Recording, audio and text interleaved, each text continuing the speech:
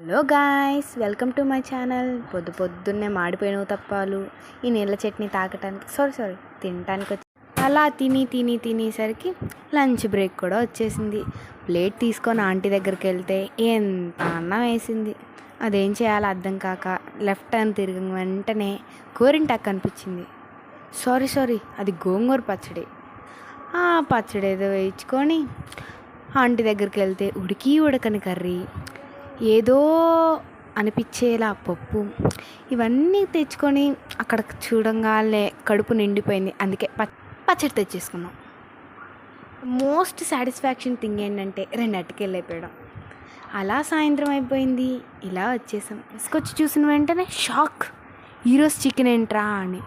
Wednesday పెట్టాల్సిన chicken Tuesday పెట్టారేంట్రా అని think చేసే బదులు నెక్స్ట్ డే గాంధీ జయంతి అని అర్థమైంది. గాంధీ జయంతికి దీనికి ఏం సంబంధం తెలిస్తే కామెంట్ చేయండి. Thank you.